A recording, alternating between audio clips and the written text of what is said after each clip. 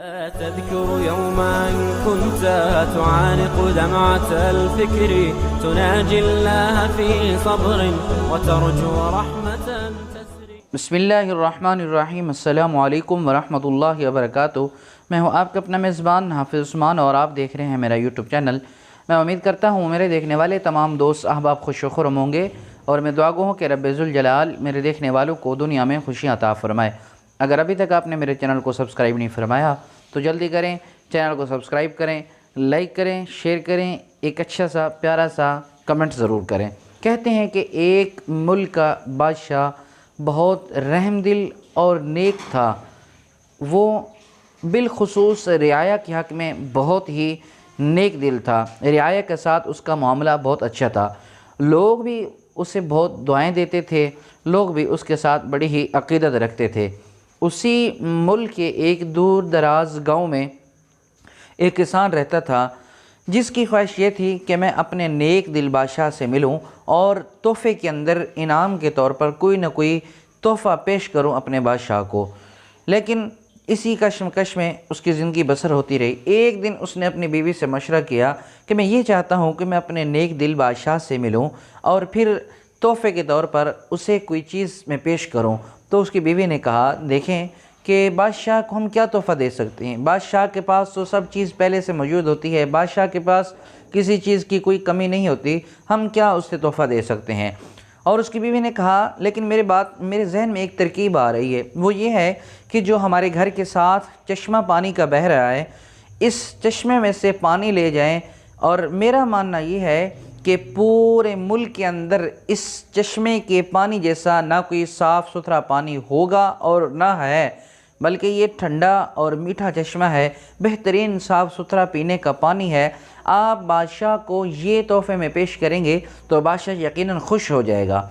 ایک لمحے کے لیے وہ کسان خاموش ہوا، پھر اس نے سوچا ہاں یہ بات بہت اچھی ہے، یہ ترکیب مجھے بھی پسند آ رہی ہے. اب اس نے یوں کیا کہ 2 گھڑے پانی کے اس چشمے میں سے بھرے اور اپنی گدھے پر یا اپنی سواری پر اس نے وہ 2 گھڑے لاد لیے اور اس بادشاہ کی ملاقات کے لیے روانہ ہو گیا.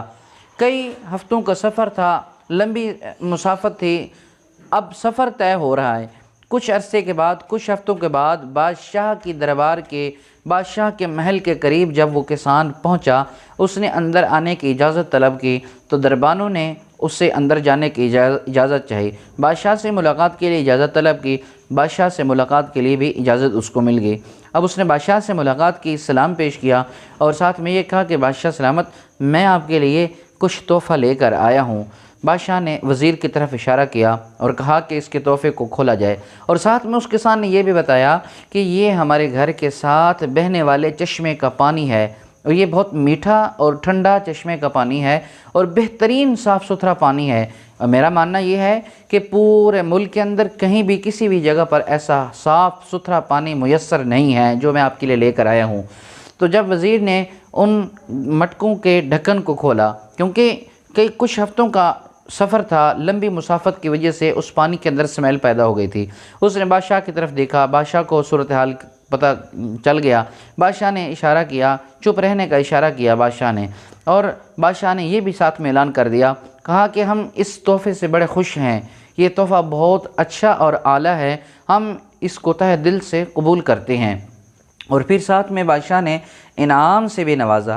وزیر کو حکم دیا کہ اس کسان کے دونوں مٹکوں کو سونے سے بھر دیا جائے، یہ کسان کا انعام تھا. اور چپکے سے وزیر کو کہا، اس کے پانی کو گرا دو اور اس مٹکے کے اندر سونا بھر دو. اور کہا جب یہ کسان واپس جانے لگے تو اس راستے سے لے کر جانا جہاں پر ہمارے چشمے کے پانی ہے، یہاں پر ہمارا چشمہ بہتا ہے، اس راستے سے اس کو لے کر جانا تاکہ اس سے بھی پتہ چلے کہ ہمارے پاس کس طرح کے بہترین چشمے دستیاب ہیں اور ان کا پانی کس طرح فرحت بخش پانی، میٹھا اور ٹھنڈا پانی ہے. تو بادشاہ کی خدمت سے اس کسان نے جانے کی اجازت طلب کی، اسے اجازت ملی، اپنے سفر پر پھر روانہ ہو گیا. اب اس کسان کو اس راستے سے لے جایا گیا جس راستے پر بادشاہ کے ٹھنڈے اور میٹھے چشمے کے پانی کے چشمے ہوا کرتے تھے.